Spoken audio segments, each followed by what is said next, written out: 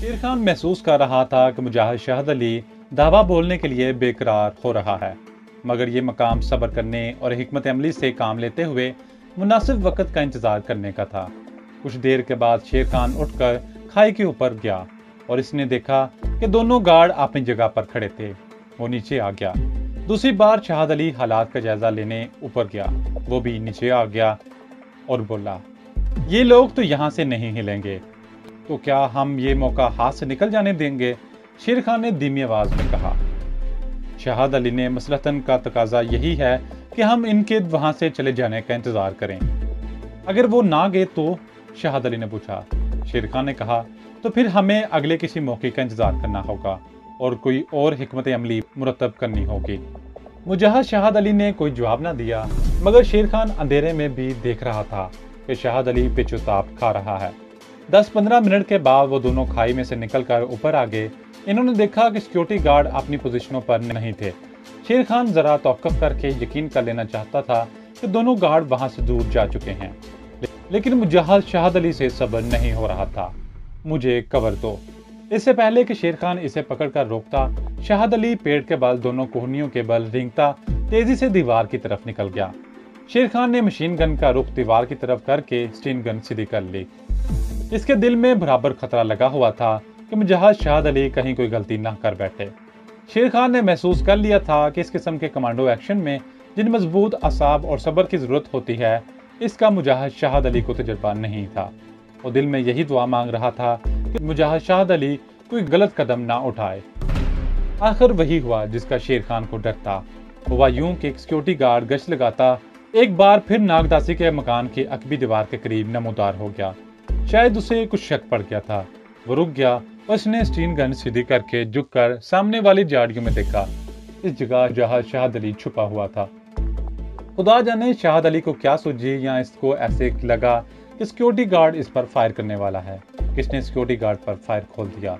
Guard पूरा brush खाकर गिर पड़ा, लेकिन इसने इसके साथ ही मकान की दूसरी तरफ और दरख्तों के पीछे से फायरिंग शुरू हो गई। मुजाहिद शहद अली ब्रश फायर करता उठकर पीछे हटने लगा। शेर खान अब इसके सिवाय और कुछ नहीं कर सकता था कि शहद अली को कवर दे। इसने भी शहद अली के सर के ऊपर से मकान और दरख्तों की तरफ फायरिंग शुरू कर दी और चलाकर शहद अली से कहा, पीछे की तरफ दौड़ो। मुजाहिद शहद अली पीछे की तरफ दौड़ पड़ा। शेर खान इसके ऊपर से फायर कर रहा था। अब दोनों दरख्तों की आड़ लेते हो और अंधाधुंध फायर करते पीछे खाई की तरफ हटते जा रहे थे। नागदासी के मकान के बाहर और आसपास जितने सिक्योरिटी गार्ड थे, इन्होंने गोलियों का मुंह बरसाना शुरू कर दिया था। शेर खान और मुजाहिद शहद अली की स्टीन गनों से फायरिंग करते वक्त रात की तारीकी में जो शरारे चमक कर निकल रहे थे, सिक्योरिटी गार्ड फायरिंग करते इस तरफ आगे बढ़ रहे थे। वो इतने करीब आ गए कि शेर खान को खतरा पैदा हो गया कि अब या तो वो दोनों मर जाएंगे और या पकड़ लिए जाएंगे। इसने फौरन जेब में से दस्ती बम निकालकर इसका पिन हटाया और अपनी तरफ बढ़ते हुए सिक्योरिटी गार्ड्स की तरफ फेंक दिया। मुजाहिद शहद अली ने भी ऐसा ही किया। एक के बाद दिगरे 2 धमाके हुए और इन धमाकों की रोशनी में इन्होंने सिक्योरिटी गार्ड के जिस्मों को फजा में उछलते और टुकड़े टुकड़े होते देखा। इसके फौरन बाद इन्होंने खाई में छलांग लगा दी और खाई के अंदर दौड़ना शुरू कर दिया। अब वो फायरिंग नहीं कर रहे थे। खाई के बाहर से फायरिंग की मुसलसल आवाजें आ रही थी। दोनों मुजाहिद खाई के अंदर भागते जा रहे थे। ये रास्ता इनका देखा वाला था। दौड़ते दौड़ते वो बाईं जानब को खाई के साथ ही मुड़ गए। 200-250 गज आगे जाकर वो एक खास जगह से खाई की ढलान चढ़कर बाहर समंदरी चट्टानों के पास निकल आए। शेर खान ने कहा, दौड़ते चलो। दौड़ते दौड़ते वो चट्टानों के दरमियान जो तंग रास्ता था वहां पहुंच गए। वहां अंधेरा था। अब वो दौड़ने के बजाय तेज तेज चल रहे थे। अपने खुफिया गार में आकर शेर खान ने गार का दहाना झाड़ियों को आगे लगाकर ढांप दिया और मोमबत्ती रोशन कर दी। इसने कहा, यहाँ जो बाकी का असला पड़ा है वो भी समेट कर एक चादर में लपेट दो। हमें यहाँ ज्यादा देर नहीं ठहरना चाहिए। वो लोग हमारी तलाश में इस तरफ आ सकते हैं। मुजाहिद शहद अली को एहसास हो गया था कि इससे गलती हो गई है। इसने शेर खान के आगे माजरत का इजहार किया तो शेर खान बोला, ऐसा कभी कभी हो जाता है, कोई बात नहीं, हम दूसरी बार इससे बेहतर हिकमत अमली तैयार करेंगे। दोनों ने मिलकर गार की कोठरी में छुपा हुआ असला यानी पिस्तौल, फालतू मैगजीन, कमांडो चाकू, दस्ती बम और अपनी स्टीन गन्ने एक बड़ी चादर में लपेटकर इसकी गठरी बनाई। शेर खान ने गठरी कंधे पर डाली और शाहद अली को लेकर गार के दहाने से बाहर आ गया। फायरिंग की आवाज अब नहीं आ रही थी। शेर खान ने कहा, लगता है वो हमारी तलाश में निकल पड़े हैं और इन चट्टानों की तरफ वो जरूर आएंगे। हमें समंदर की तरफ निकल जाना चाहिए। मुजाहिद शाहद अली ने कहा, समंदर का साहिल खुला है, वहां छुपने के लिए कोई जगह नहीं मिलेगी। मेरा ख्याल है हमें ये असला किसी जगह छुपा कर नाग मंदिर में चले जाना चाहिए। हम नाग साधुओं के लिबास में हैं, वहां हम पर किसी को शक नहीं पड़ेगा। शेर खान को शाहद अली का मशवरा पसंद आया। वह तेज से चलते गार वाली चट्टानों के सिलसिले बाहर निकलकर दूसरी तरफ वाली चट्टानों के दरमियान आके यहाँ इन्हें एक घड़ा नजर आ गया। इन्होंने असले वाली गठरी इस गड्ढे में डालकर ऊपर रेत पत्थर वगैरह डालकर गड्ढे को भर दिया। निशानी के तौर पर इसकी एक जानब पत्थर की एक सिल रख दी और इस पर भी थोड़ी सी रेत डाल दी।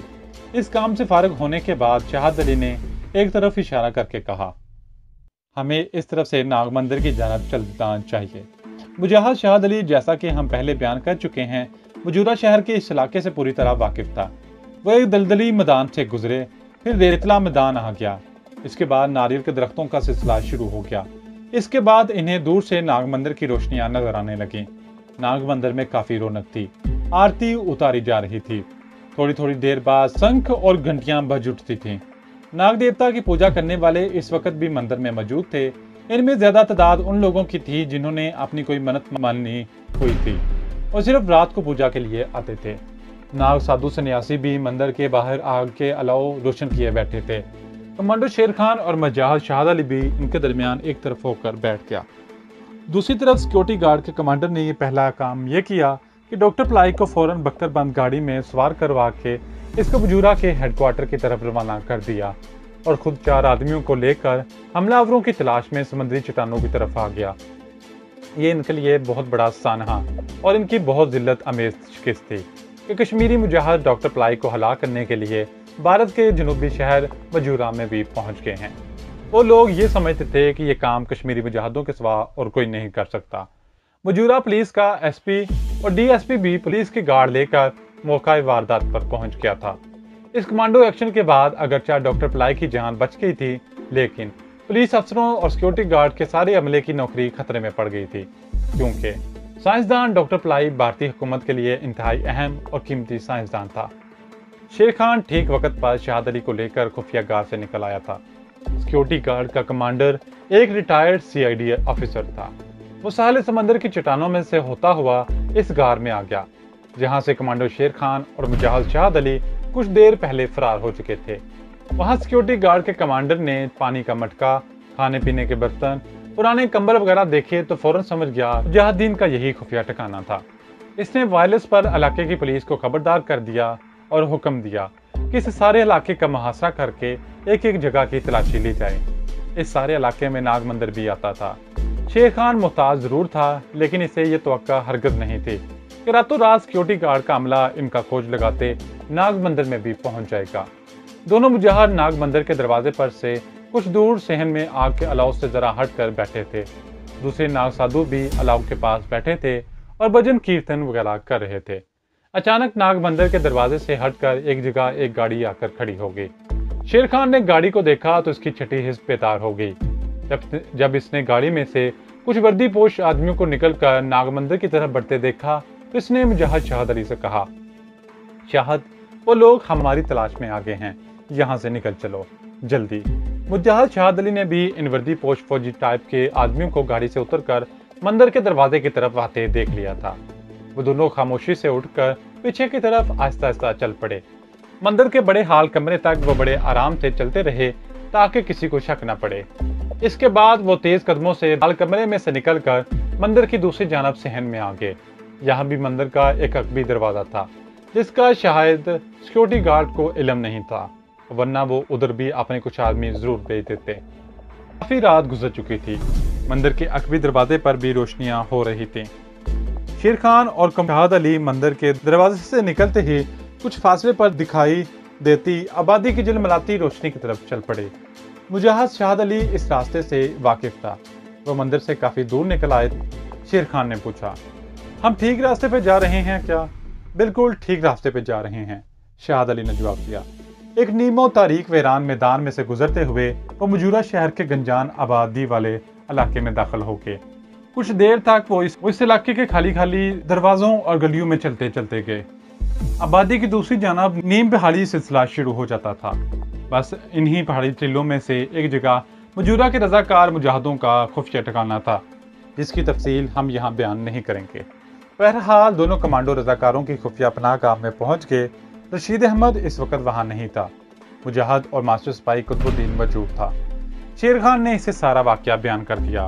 वो बोला, आप लोग इस वक्त आराम करें, सुबह बात करेंगे। शेर खान और शहाद अली ने रात का बाकी हिस्सा सोते जागते गुजार दिया। सुबह रशीद अहमद भी आ गया। मिशन की नाकामी पर देर तक बातें होती रहीं। कुतुबुद्दीन कहने लगा, इस हादसे के बाद डॉक्टर पलाई का नागदासी के मकान पर आना मशकूक हो गया है। मेरा ख्याल है हुकूमत का मुतलका महकमा इसे वहां जाने की इजाज़त नहीं देगा।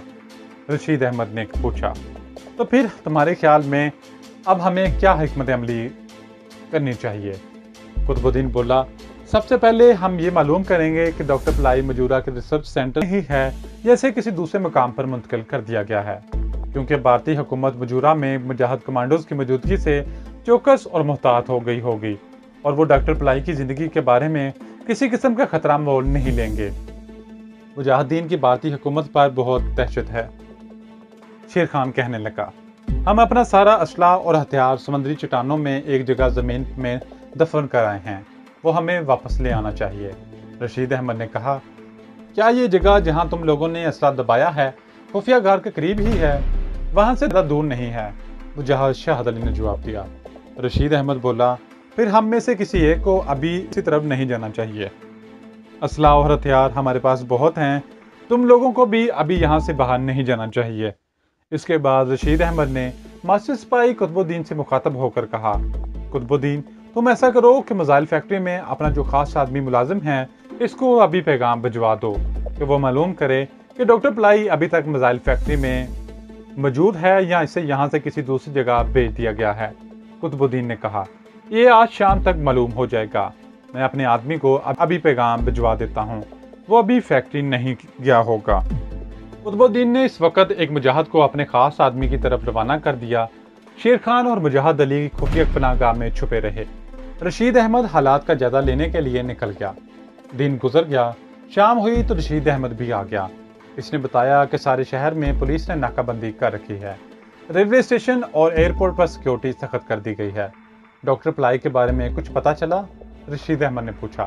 कुतुबुद्दीन ने कहा, अपने आदमी को पैगाम पहुंचा दिया था, वो आज रात किसी वक्त आकर सूरत हाल से आगाह करेगा। रात का खाना सब ने मिलकर खाया। इसके बाद अपने खास जासूस का इंतजार शुरू हो गया। यह खास जासूस मिसाइल फैक्ट्री में एक अरसे से मुलाजिम था और मजूरा के मुजाहिदों की तंजीम को फैक्ट्री में तैयार किए जाने वाले एटमी और गैर एटमी असले की तैयारी के बारे में बाखबर करता रहता था। ये खास आदमी रज़ाकाराना तौर पर ड्यूटी अंजाम दे रहा था। रात के 10 बजे यह खास आदमी खुफिया पनाहगाह पर पहुंच गया। वो 1.5 उम्र का दुबला पतला आदमी था। हम इसका नाम नहीं बताएंगे। कुतुबुद्दीन, रशीद अहमद, शेर खान और मुजाहिद शहाद अली वहां मौजूद थे। कुतुबुद्दीन ने पूछा, क्या खबर लाए हो काका? खास आदमी ने कहा, खबर यह है कि इस वाक़ये के बाद हुकूमत ने डॉक्टर पलाई को रामपट्टी के खुफिया रिसर्च सेंटर में मुंतकिल कर दिया है।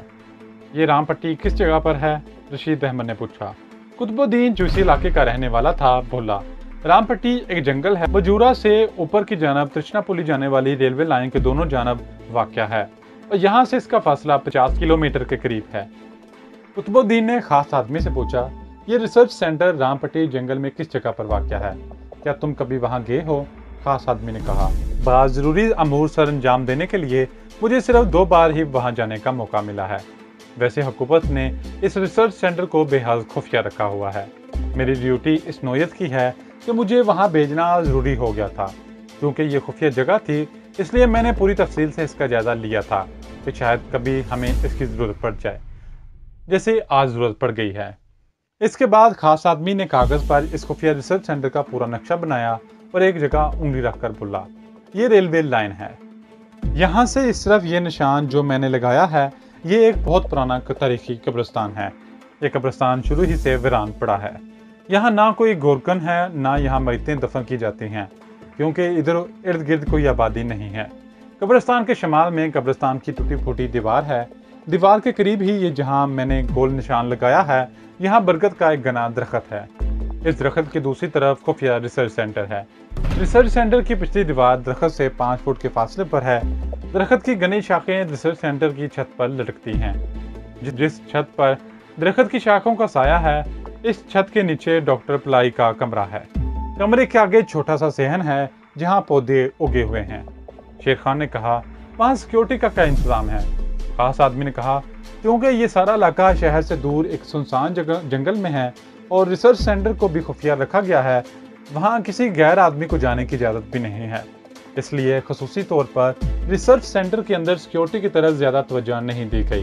अलबत्ता जंगल में दाखिल होने वाले सारे रास्तों पर सिक्योरिटी गार्ड के दस्ते तैनात हैं और सिवाय जंगली जानवरों के कोई इंसान सिक्योरिटी गार्ड्स की इजाज़त के बगैर जंगल में दाखिल नहीं हो सकता। जंगल के इर्द गिर्द 6-7 जगहों पर वॉच टावर बने हुए हैं, जहां से रात को सर्च लाइट इधर उधर घूमती रहती है। मुजाहिद शाहद अली ने कहा, इसका मतलब है कि अगर एक आदमी किसी तरह जंगल में दाखिल हो जाए तो वो फिर बिला रोक टोक रिसर्च सेंटर में पहुंच सकता है। खास आदमी ने कहा, ऐसी भी बात नहीं। रिसर्च सेंटर के गिर्द खारदार बाड़ लगी है। गेट पर हर वक्त पहरा लगा रहता है। जंगल में भी सिक्योरिटी वालों के मुसल्लह दस्ते दिन रात गश्त करते रहते हैं। शेर खान ने कहा, डॉक्टर पलाई जिस कमरे में सोता है वहां भी रात को सिक्योरिटी गार्ड पहरे पर मौजूद होते होंगे।